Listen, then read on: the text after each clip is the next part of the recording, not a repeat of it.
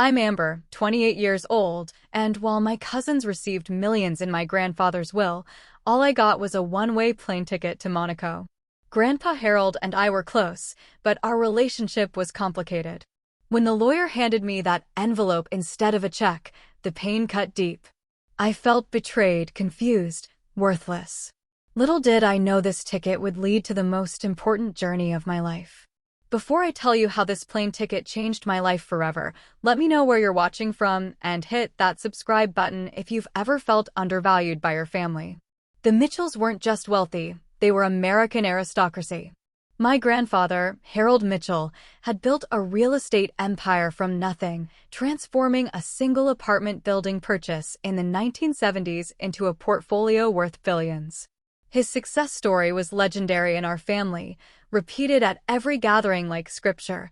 How he'd saved every penny from his factory job, made a smart investment, and, through sheer determination, built Mitchell Enterprises.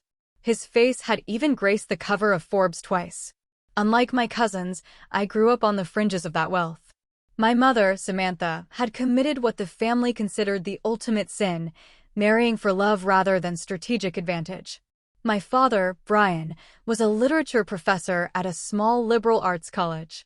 Brilliant, kind, passionate about books and ideas, but perpetually cash-strapped. "You married beneath you," I once overheard Aunt Victoria tell my mother at a family Christmas when I was 9. "Look at your brothers. They chose partners who enhanced the Mitchell portfolio." My mother had simply smiled and said, "I chose happiness instead." I remember feeling so proud of her in that moment.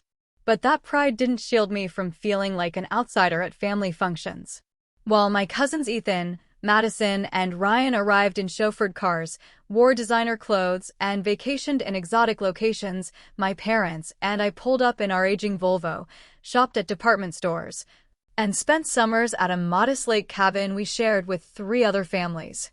Despite the financial disparity, Grandpa Harold always showed me special attention. Every Saturday afternoon from when I was 7 until I was 16, he would invite me to study for chess. These weren't just games, they were lessons disguised as play. "The pawns matter, Amber," he would say, his fingers lingering on a chess piece. "Everyone focuses on the king and queen, but games are won or lost by how you develop your pawns. Remember that." Those afternoons in his wood-paneled study were filled with conversations that ranged from art to philosophy. He would ask about my drawings, my thoughts on books I was reading, my dreams. When I expressed interest in becoming an artist at 12, he didn't dismiss it like my aunts and uncles might have. Instead, he showed me his private art collection, including pieces from unknown artists he had discovered and championed. "Value isn't just measured in dollars and cents, little one," he told me, showing me a particularly striking abstract painting. "This artist was unknown when I bought this piece. I saw potential where others saw nothing. That's the true secret to success, seeing value before anyone else does." Everything changed when my grandmother died. I was 16, and the light seemed to go out of Grandpa's eyes. Our chess games became less frequent, then stopped altogether. He threw himself into work with renewed fervor, as if trying to outrun grief. The family business expanded aggressively during this period, branching into commercial real estate across 3 continents. My cousins were groomed to take their places in the family empire. Ethan, the oldest at 32, became chief financial officer. Madison, 30, headed their legal department after getting her law degree from Harvard. Ryan, just a year older than me, was being positioned to eventually take over as CEO. Me? I went to State University to study art history, a decision that raised eyebrows at family gatherings. "Art history?" Aunt Victoria had said with a thin smile. "How interesting. Though I'm not sure how that prepares you for the real world." The real world, in the Mitchell family lexicon, meant business, finance, power. Everything else was considered a hobby, not a career. During college, my visits with Grandpa Harold became increasingly rare. The family home felt more like a corporate headquarters, with assistants screening visitors and meetings scheduled weeks in advance. On the occasions I did see him, our conversations were briefer, more superficial. The chessboard gathered dust. After graduation, I landed a job at a small gallery in Brooklyn, curating exhibits for emerging artists. My salary barely covered my rent and student loans, but I loved discovering new talent. Sometimes I would think of Grandpa's words about seeing value before others did, and wonder if he would approve of my career choice. The last meaningful conversation I had with him was 3 months before he died. I had helped organize an exhibit that received positive reviews in several art publications. On a whim, I sent him the clippings. 2 days later, he called me. "You have a good eye, Amber," he said. His voice sounded older, more fragile than I remembered. "You found that sculptor before anyone else did. That's a rare gift." I remember feeling a surge of pride that he understood, that he recognized what I was trying to do. "Are you happy?" he asked suddenly. The question caught me off guard. "I think so," I replied after a moment. "I don't make much money, but I love what I do." There was a long pause. "Good," he finally said. "That's good. Money without purpose destroys people. I've seen it happen too many times." We spoke for a few more minutes about mundane things. The weather, a new restaurant he had tried, my parents' upcoming anniversary. Nothing that hinted at what he was planning, or that this would be our last real conversation. When the news came that Harold Mitchell had suffered a massive stroke at age 79, the family rallied as expected. My cousins took control of arrangements, consulting with PR firms about the appropriate way to honor a business titan. The funeral was attended by senators, CEOs, even a former president. I sat in the second row, between my parents, feeling numb as speaker after speaker lauded my grandfather's business acumen and philanthropic contributions. Not one person mentioned his love of chess or art, or how his eyes crinkled when he really smiled. I wondered if anyone truly knew him at all. 2 weeks after the funeral, we gathered at the offices of Blackwell and Associates, my grandfather's attorneys since before I was born. The conference room exuded old money dark wood paneling, leather chairs, oil paintings of stern-faced men who had probably been dead for centuries. The air felt heavy with anticipation and the subtle scent of lemon furniture polish. My extended family arranged themselves around the massive oak table with the precision of a battle formation. Aunt Victoria and Uncle Richard sat directly across from Walter Blackwell, my grandfather's personal attorney for over 40 years. Their children, my cousins Ethan, Madison, and Ryan, flanked them like royalty. My mother's other brother, Uncle Thomas, and his wife Patricia sat nearby. My parents and I took seats at the far end of the table, almost as an afterthought. Walter Blackwell, a slender man with wire-rimmed glasses and a precise manner of speaking, cleared his throat and began. "We are gathered here today to execute the last will and testament of Harold Edward Mitchell," he said, his voice carrying the weight of formality. Mr. Mitchell made his final revisions to this document approximately 3 months ago, and it has been properly witnessed and notarized according to state law. My mind flickered to our last phone conversation. 3 months ago. The timing couldn't be coincidental. The reading began with the expected formalities: revocation of previous wills, appointment of executors, provisions for taxes. Then came the bequests. "To my son Richard and his wife Victoria, I leave my shares in Mitchell Commercial Properties, valued at approximately $32 million, as well as our summer home in the Hamptons." Aunt Victoria nodded as if receiving her due. Uncle Richard squeezed her hand.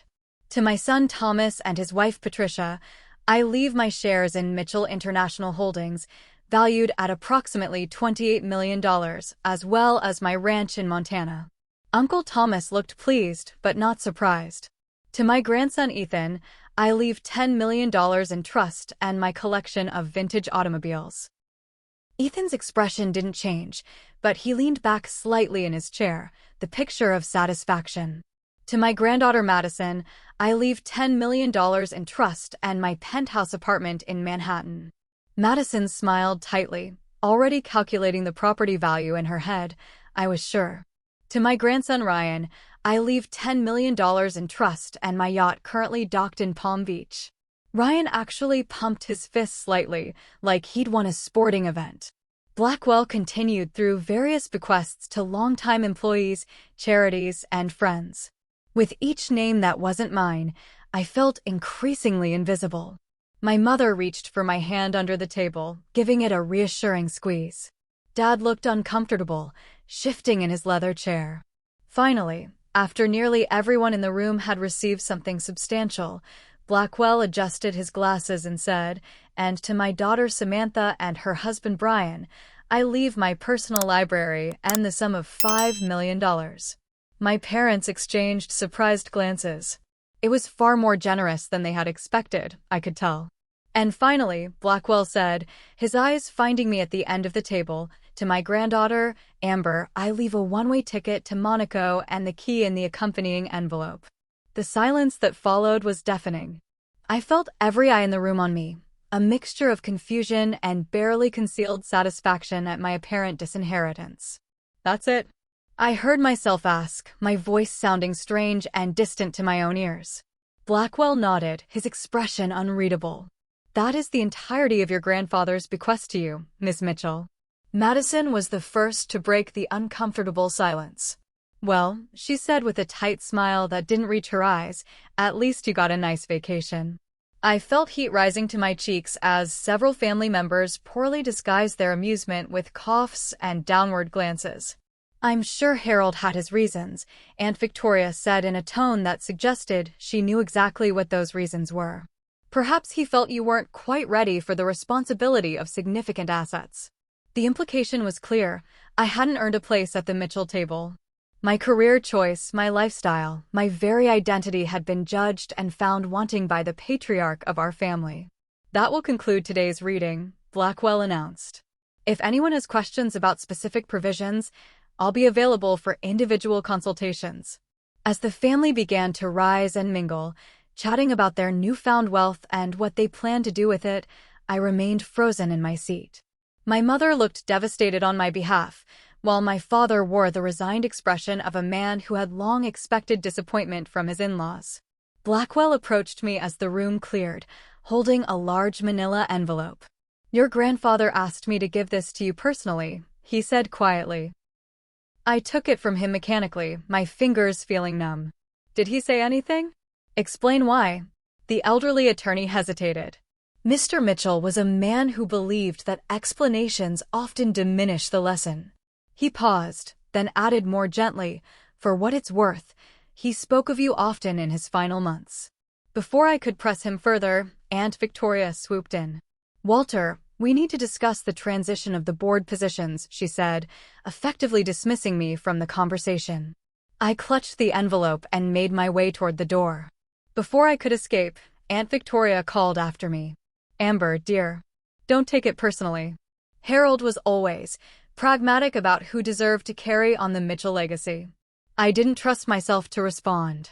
Instead, I pushed through the heavy oak door and kept walking, past the receptionist, past the elevator, taking the stairs down 6 flights because I couldn't bear to stand still.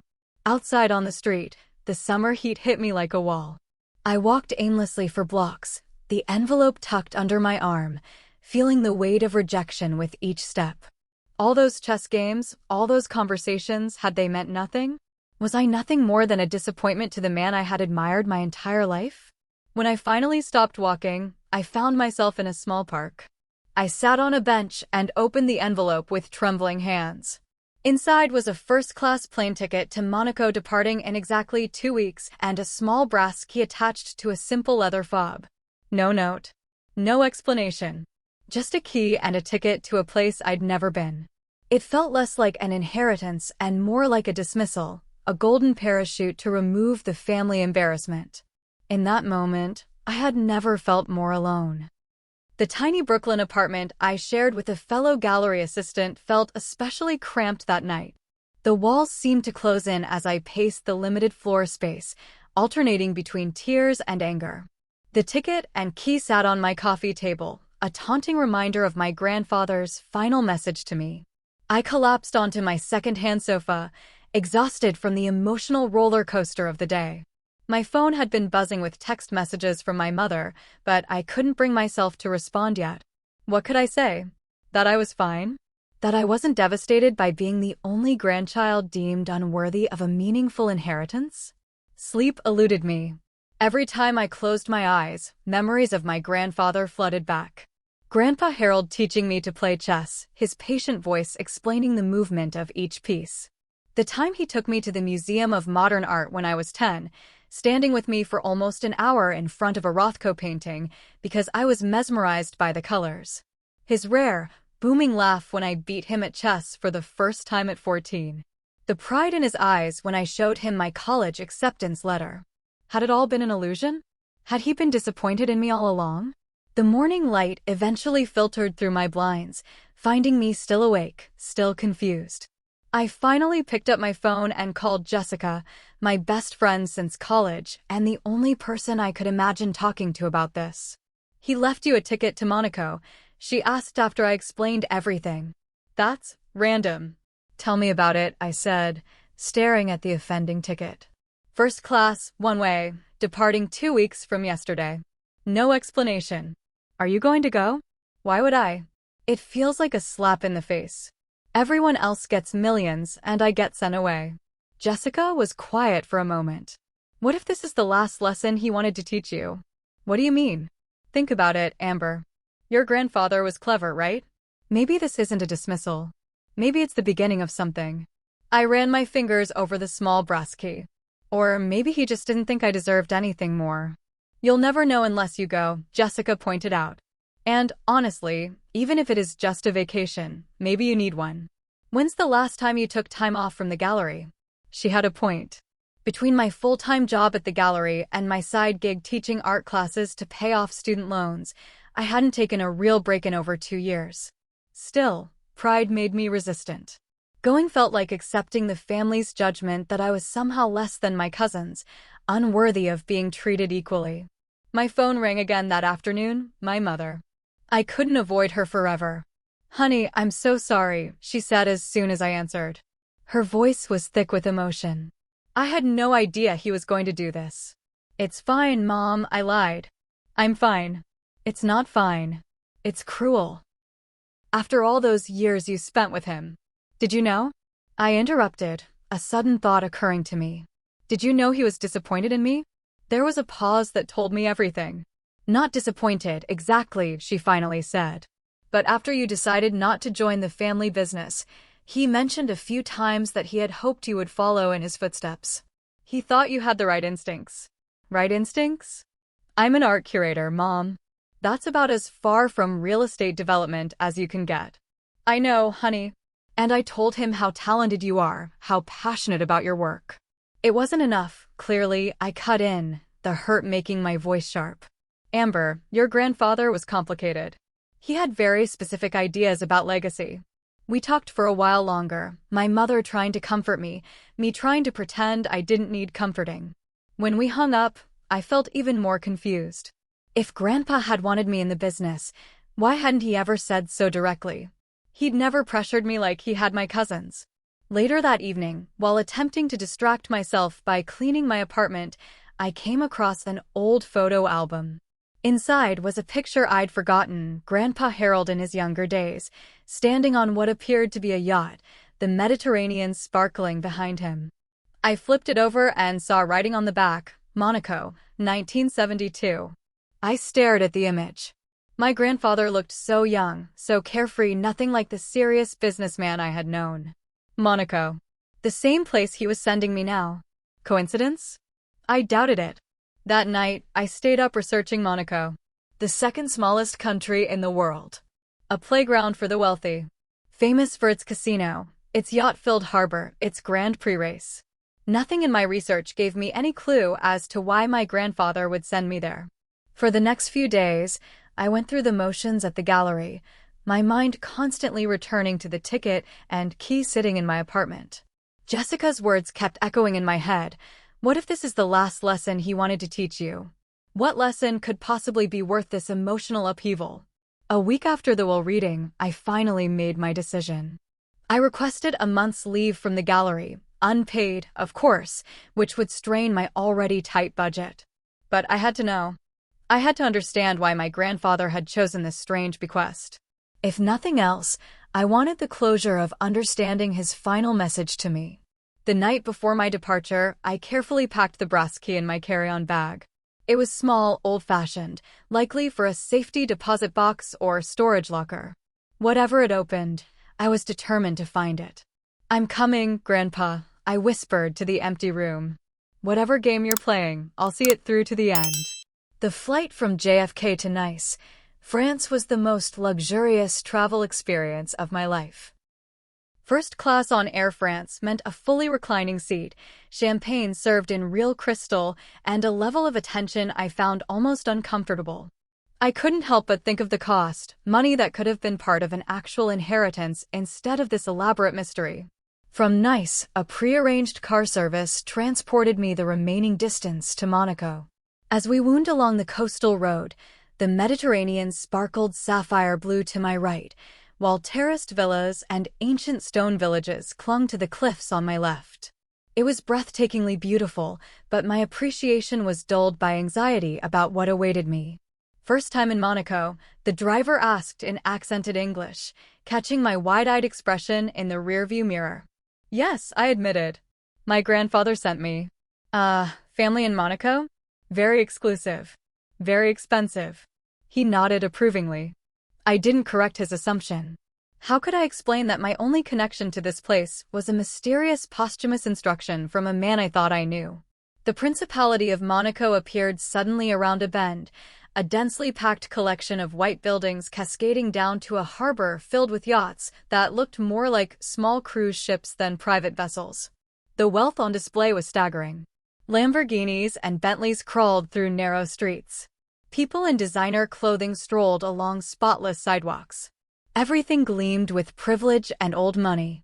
The driver pulled up to a modest hotel by Monaco standards, though still nicer than anywhere I'd ever stayed. "Hotel Fairmont," he announced. "Already paid for." That was news to me. The envelope had contained only the ticket and key, no information about accommodations. Apparently, Grandpa had arranged more than I realized. The hotel lobby was elegant without being ostentatious: cream marble floors, tasteful floral arrangements, discreetly attentive staff.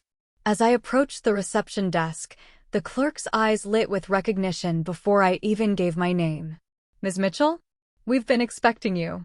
Everything has been arranged for a 1-month stay." A month? I had only requested leave for 4 weeks as a precaution, not expecting to need the full time.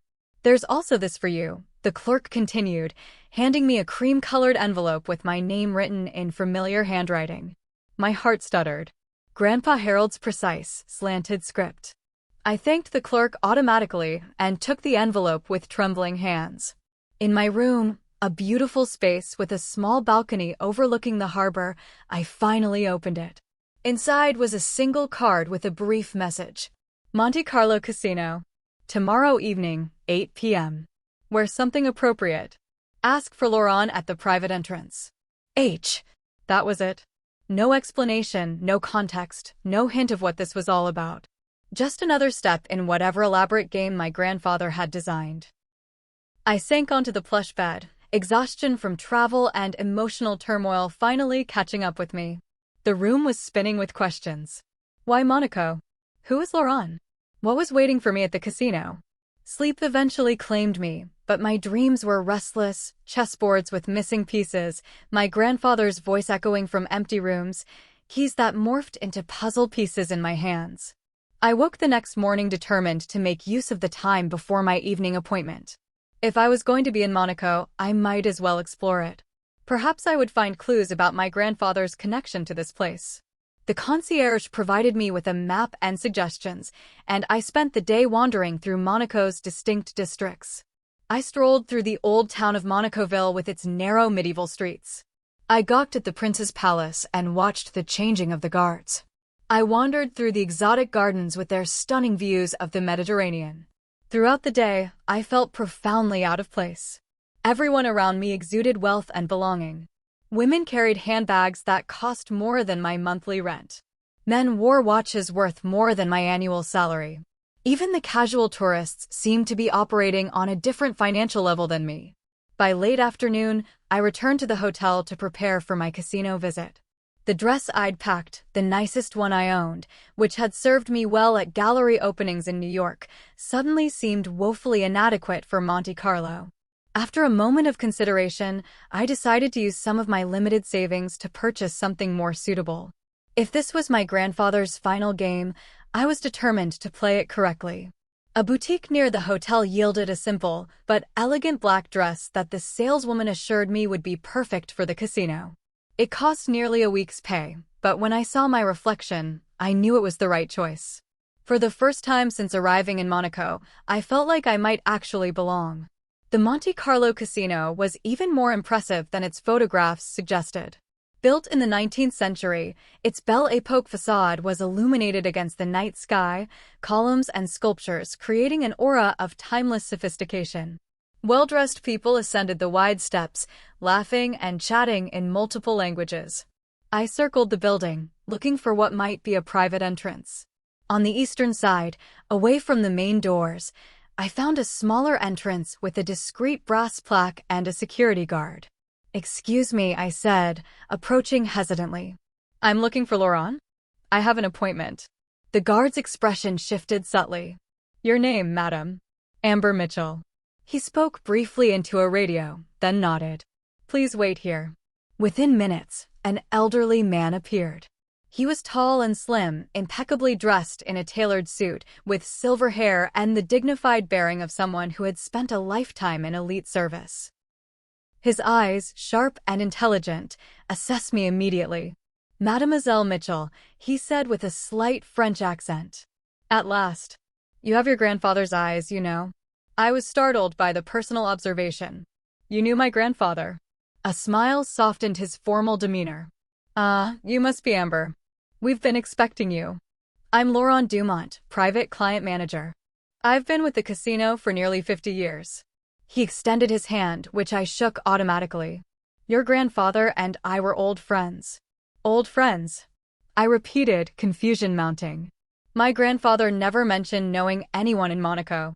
Laurent's eyes twinkled. Harold was always selective about what he shared. "Come, we have much to discuss." He led me through a door and down a hallway decorated with vintage photographs of the casino in its early days. We passed several rooms where I glimpsed high-stakes games in progress, the players exuding the casual confidence of people to whom money was merely a way of keeping score. "Your grandfather first came to Monaco in 1968, Laurent explained as we walked. "He was young, ambitious, with an extraordinary talent for seeing opportunities others missed."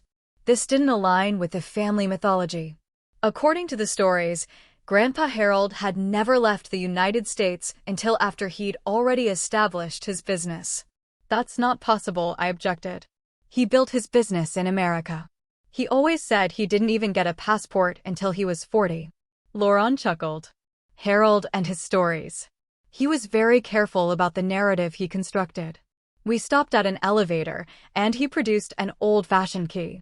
The truth is always more interesting than the legend, don't you think? The elevator, operated by a key rather than buttons, descended silently. When the doors opened, we were in a wood-paneled corridor that looked like it belonged in another era. "The private vault area," Laurent explained. "For our most distinguished clients." He led me to a small room containing safety deposit boxes, their brass doors gleaming under subtle lighting. "Your grandfather maintained a box here for over 50 years. He was very specific about who could access it and when." Laurent pointed to one box. "That's the one." I stared at it, then fumbled in my purse for the brass key I'd carried from New York. With a deep breath, I inserted it into the lock. It turned smoothly, as if it had been recently oiled. The box contained a leather-bound journal, a set of legal documents in a folder, and an envelope of what appeared to be stock certificates. On top was a letter, sealed with wax impressed with the initial H. "I'll give you privacy," Laurent said, moving toward the door. "Take as much time as you need. When you're ready, we have more to see." Alone with my grandfather's secrets, I opened the letter with trembling fingers. "My dear Amber," it began in my grandfather's distinctive handwriting. "If you're reading this, you've accepted my final challenge. Good. You always were the one who understood that life is more than balance sheets and boardrooms. By now, you've no doubt heard many stories about how I built my fortune. What your aunts, uncles, and cousins don't know, what no one in our family knows except now you, is that the Mitchell Empire wasn't born in America. It began right here in Monaco. In 1968, I came to Monte Carlo with my last $500. I had a system for roulette, a foolish young man's confidence. By some miracle, it worked. For 3 days, I couldn't lose. I turned that $500 into $50,000, a fortune in those days.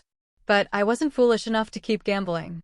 Instead, I invested in what would become my first real success, a small apartment building overlooking the harbor. The deed is included with this letter. That building, purchased for nearly nothing by today's standards, was the true foundation of everything I later built. Why am I telling you this now? Because you, Amber, are the only one who inherited my most valuable trait, the ability to see value where others see nothing. Your cousins wanted the money. You always wanted the journey. I've watched your career from afar. Those artists you've championed, I've purchased their work through proxies. The stock certificates enclosed represent shares in an art investment company I established in your name 3 years ago. The portfolio is now worth approximately $17 million. The apartment in Monaco is yours as well. Laurent will take you there after you've read this. I think you'll understand why when you see it. Your father once accused me of caring only about the family business. He wasn't entirely wrong. But what he never understood is that I always saw beyond the obvious. Just as you do. I'm trusting you with the truth, Amber, because you're the only one who will appreciate that the story we tell ourselves matters more than the money we accumulate. All my love, your grandfather. I read the letter twice, tears streaming down my face. The stock certificates, upon closer examination, were indeed for a company called Amber Arts Investment, Limited. According to the most recent statement included, my grandfather had been right about its value. The deed showed that the apartment had been purchased the week after our last phone conversation, when he'd asked if I was happy. He'd been planning this for months. When I emerged from the vault room, Laurent was waiting patiently. Ready to see your apartment? He asked with a knowing smile. The building was a short walk from the casino, an elegant Art Deco structure with a perfect view of the harbor. The apartment occupied the entire top floor. Laurent used another key from the safety deposit box to open the door, then stepped back to allow me to enter first. What I saw inside left me speechless. The walls were covered with artwork, dozens of paintings and sculptures by artists I recognized immediately. They were all creators I had featured in my gallery over the past 5 years, talents I had discovered and championed when no one else would give them wall space. He bought the first one after reading a review of your initial exhibition as curator, Laurent explained, watching my amazed expression. After that, he tracked every show you organized. If you believed in an artist, that was enough for him. In the center of the main room was a chess table, an unfinished game still set up. I recognized the strategy immediately. It was my grandfather's favorite opening, the one he'd taught me when I was just beginning to learn. He was here 2 months ago, Laurent said quietly. He said he was setting up one final game for you. I circled the apartment in a daze, taking in the evidence of my grandfather's secret support and faith in me. The space was beautiful, filled with light and thoughtfully designed, but it was the art that moved me to tears. Every piece represented not just my career, but my grandfather's silent belief in my judgment. As the reality of my inheritance sank in, I began to understand the lesson my grandfather had planned.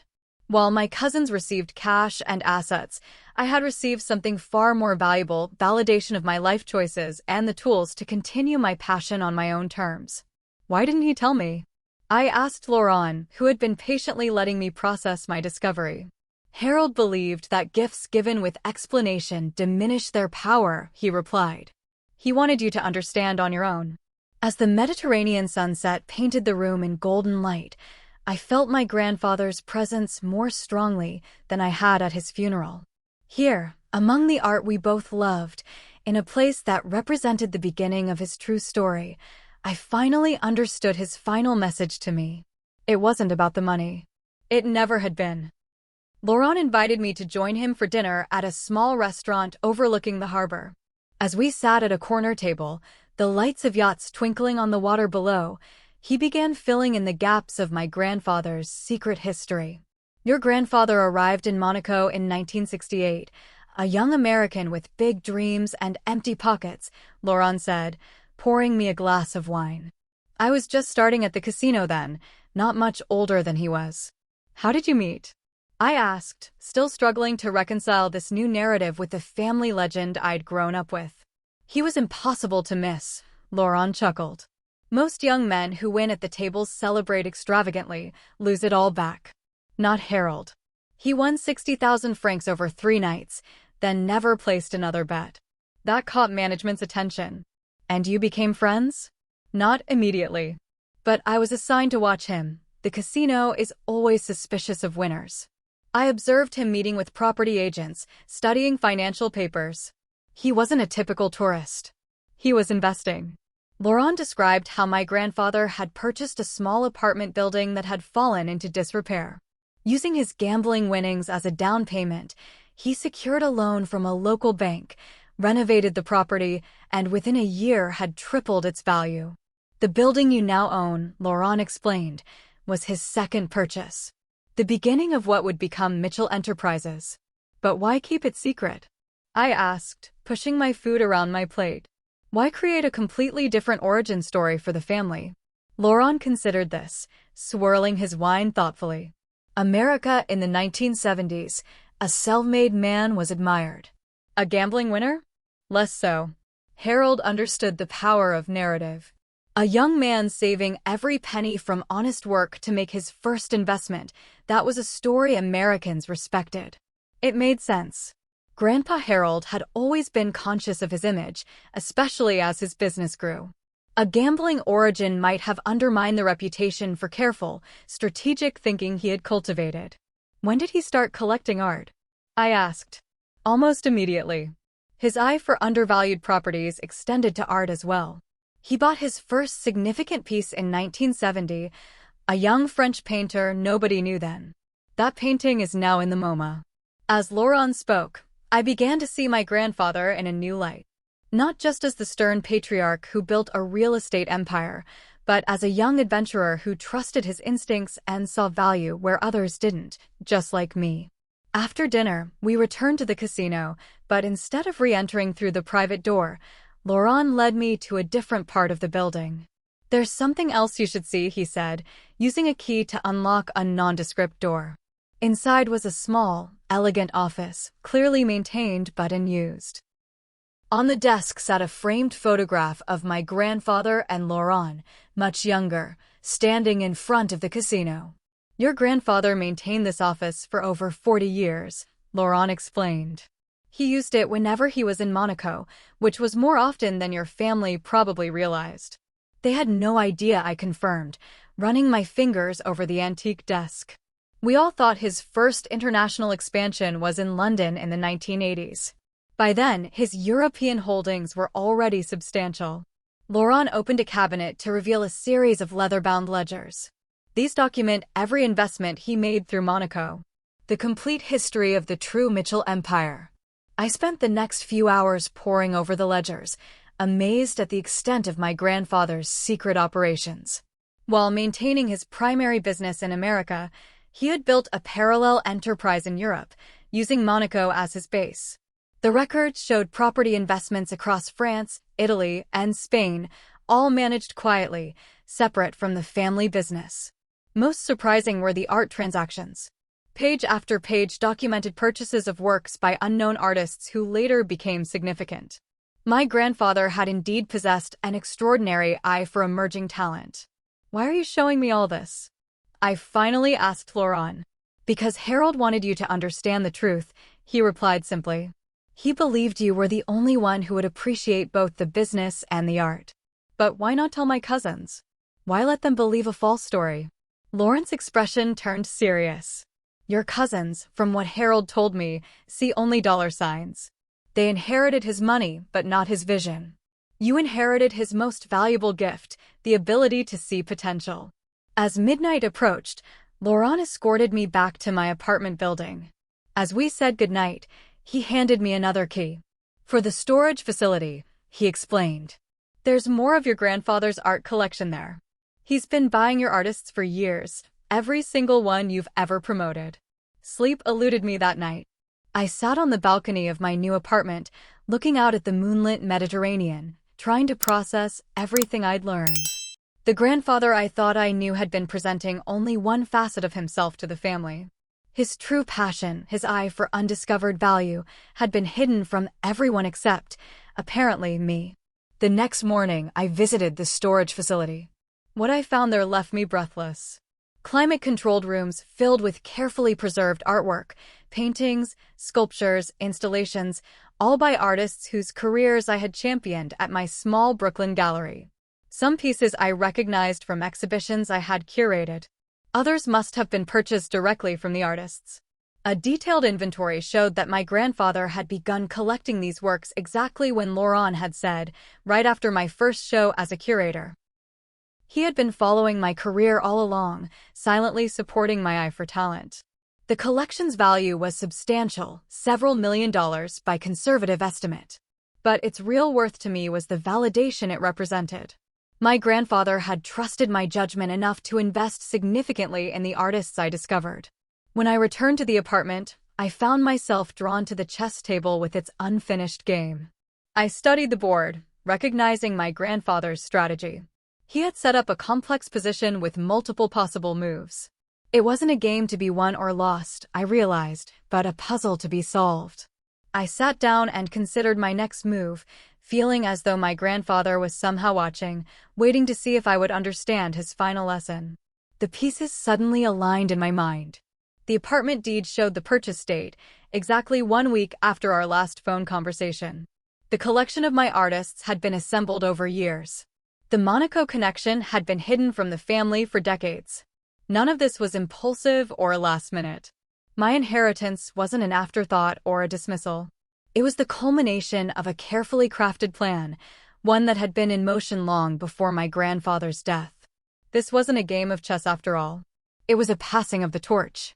The realization of my grandfather's true intentions filled me with a strange new confidence.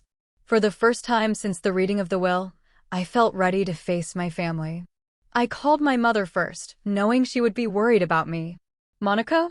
That's where you are?" she asked, surprise evident in her voice.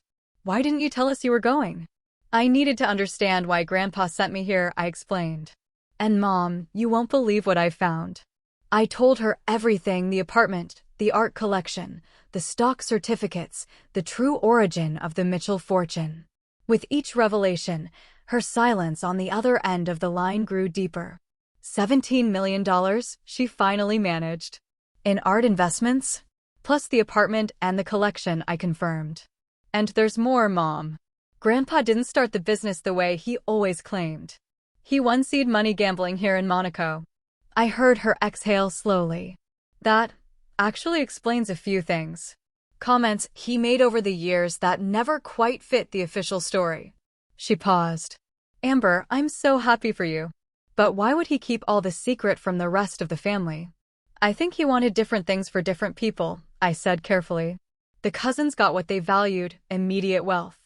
I got something that required more effort to appreciate." After promising to call again soon, I hung up, feeling lighter than I had in weeks. Validation from my mother felt important, a confirmation that I wasn't misinterpreting my grandfather's intentions. I should have known the news wouldn't stay contained. Less than 24 hours later, my phone rang with Madison's number displayed on the screen. "So, enjoying your little vacation?" Her voice dripped with false sweetness when I answered. "It's been educational," I replied neutrally. I bet. Listen, I just called to check on you. The family is concerned about this whole situation.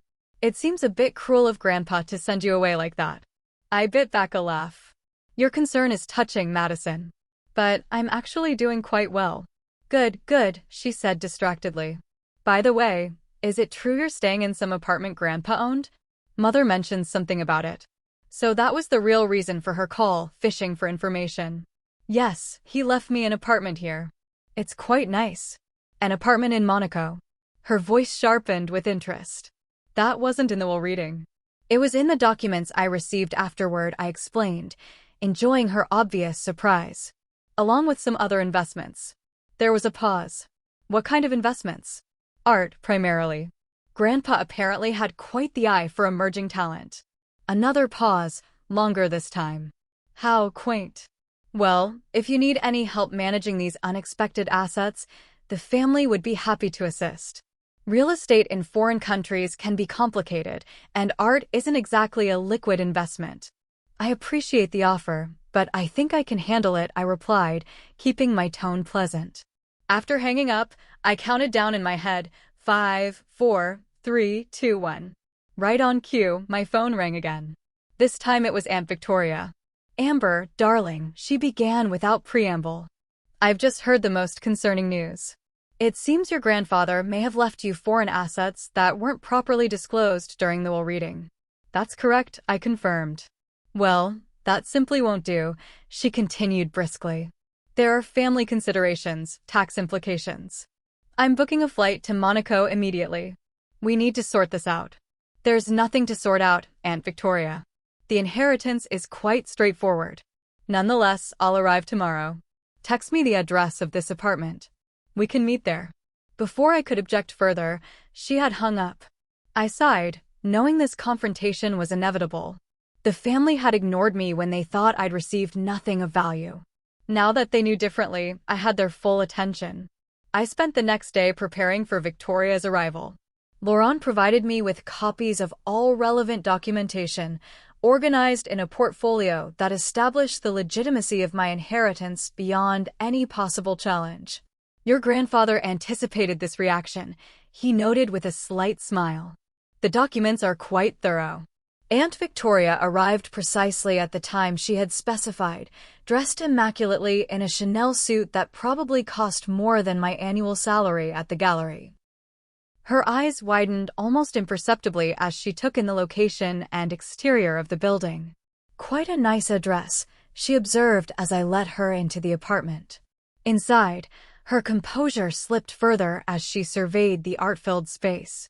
She moved from piece to piece, her expression growing increasingly troubled. "This is all yours?" she finally asked. "Yes." Grandpa collected these artists over the years. Apparently, he followed my career more closely than I realized. Victoria's lips thinned. "This is highly irregular, Amber. Assets of this magnitude should have been included in the formal estate. The family should have been informed." "They were handled exactly as Grandpa instructed," I replied calmly. "Everything was legal and properly documented." "Legal, perhaps, but hardly fair," she countered. "Your cousins received their inheritances openly, subject to family oversight. This secret bequest undermines the entire structure Harold established." I gestured for her to sit down. "Would you like to see the documentation?" For the next hour, I walked her through everything, the apartment deed, the art inventory, the stock certificates. With each revelation, her expression hardened. "This apartment alone must be worth millions," she finally said. "And the art collection. It needs to be professionally appraised, of course, but even at a glance, I can tell it's significant." "It's been appraised," I informed her. "The total value of everything Grandpa left me is approximately $25 million. Victoria's eyes widened. "More than any of your cousins received individually." "Apparently so." She leaned forward, her voice taking on a conciliatory tone. "Amber, you must understand. The family has always operated as a unit. Your grandfather's unusual approach here creates complications. I think the most sensible solution would be for you to sell this apartment and the art collection. The proceeds could be integrated into the family holdings, with you receiving an appropriate share, of course." I had expected this. "That won't be happening, Aunt Victoria. These assets were left to me specifically, not to the family." Her expression hardened. "This isn't just about you, Amber. There are tax considerations, business implications. Your cousins will be very upset when they learn about this disparity." "My inheritance is mine to manage as I see fit," I stated firmly. "Just as my cousins can manage theirs." Victoria's facade of familial concern finally cracked. "This is absurd. You have no experience managing assets of this magnitude. You run a tiny art gallery that barely breaks even. Harold clearly wasn't thinking clearly when he made these arrangements."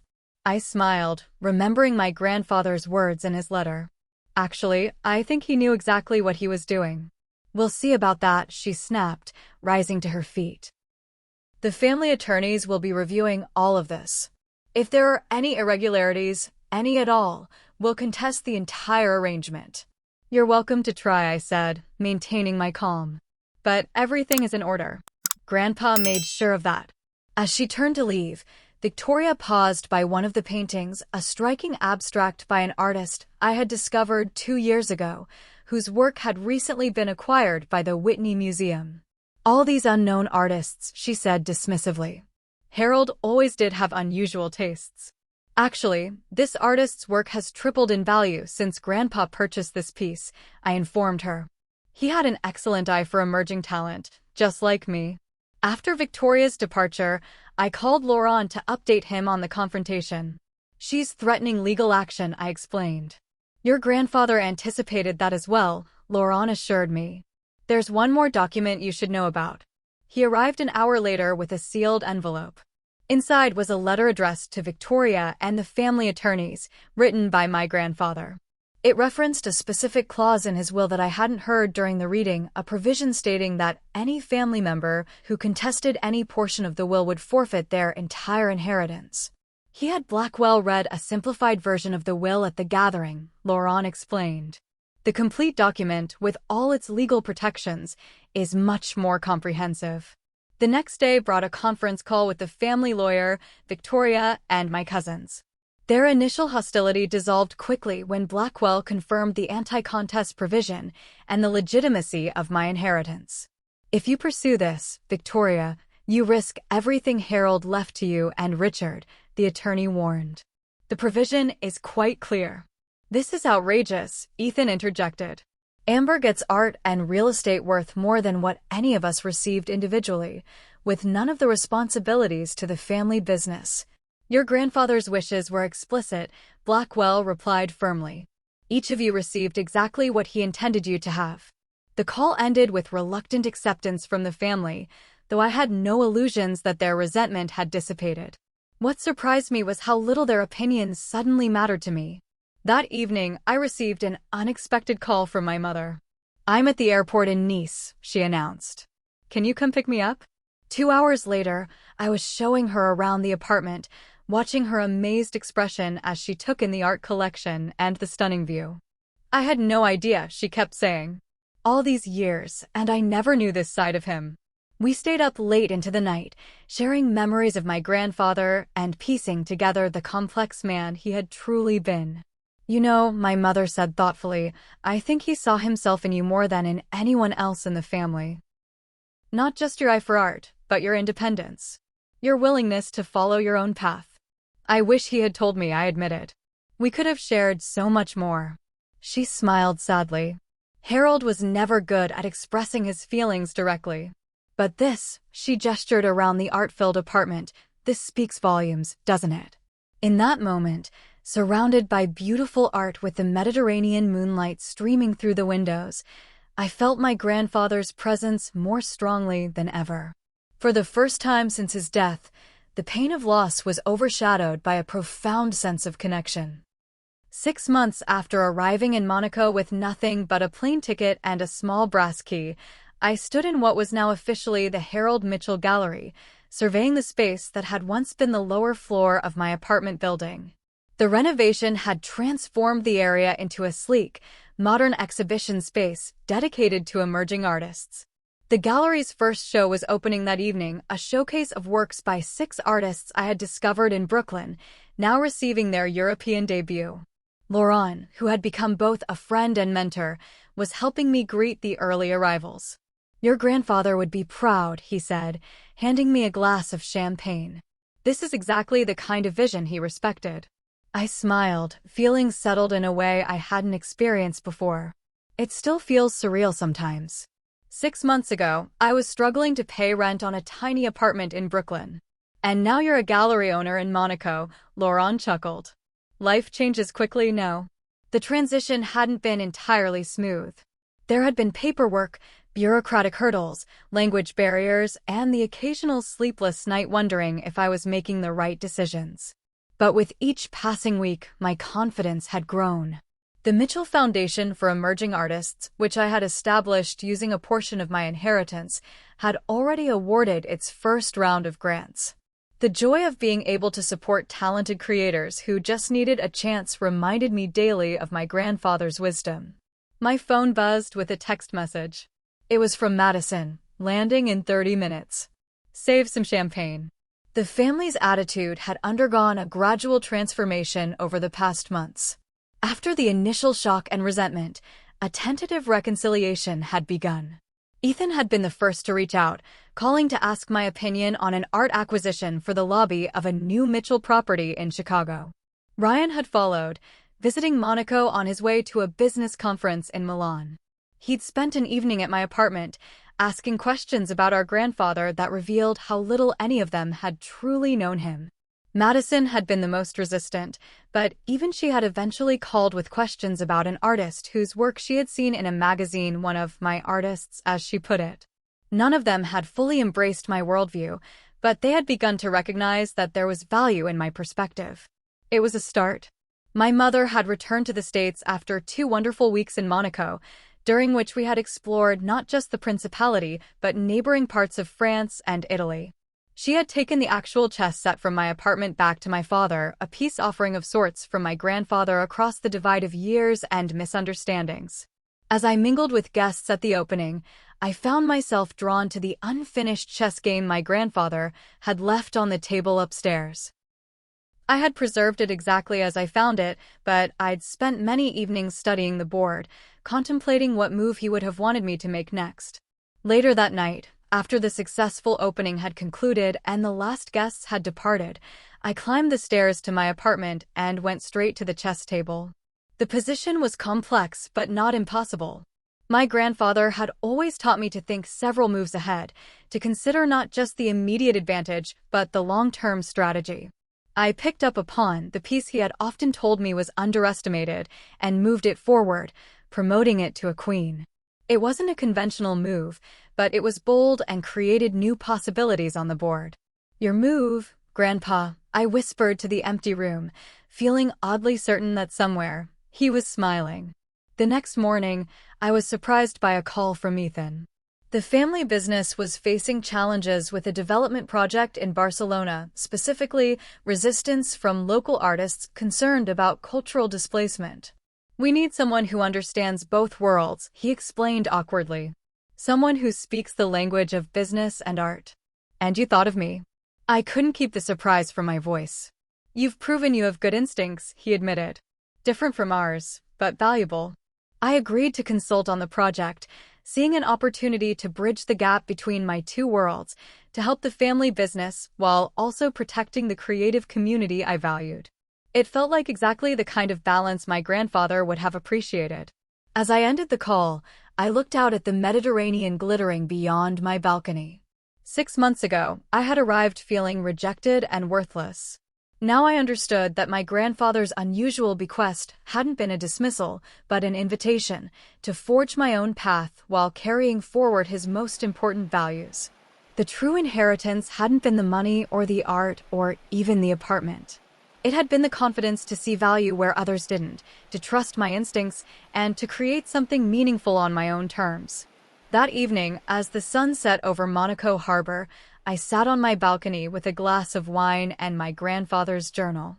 I had been reading it slowly, savoring the insights into the man I had loved but never fully known. His early struggles, his unconventional successes, his private doubts, all laid bare in these pages. One entry, written shortly after our last conversation, stood out. "Spoke with Amber today.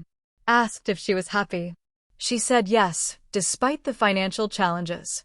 That's the true measure of success, not the balance in your accounts, but the peace in your heart. She understands what the others never will." I closed the journal, watching the lights come on across the harbor as darkness fell. My grandfather had known what he was doing all along. He hadn't left me less than my cousins. He had left me exactly what I needed to thrive on my own terms. "My grandfather knew money without purpose destroys people," I said softly to the night air. "His greatest gift wasn't a fortune, but the chance to find my own path." The chess game upstairs remained unfinished, a reminder that life isn't about reaching the endgame, but about how thoughtfully you make each move along the way. I've learned that true wealth isn't measured by what's in your bank account, but by the impact you have on the world around you. My grandfather understood that better than anyone, and it's the legacy I'm most proud to continue. What legacy would you want to leave behind? Let me know in the comments below. And if this story resonated with you, please like, subscribe, and share it with someone who might need a reminder that sometimes what looks like rejection is actually the greatest gift of all. Thank you for joining me on this journey, and remember, the most valuable inheritance isn't always the one that comes with the biggest price tag.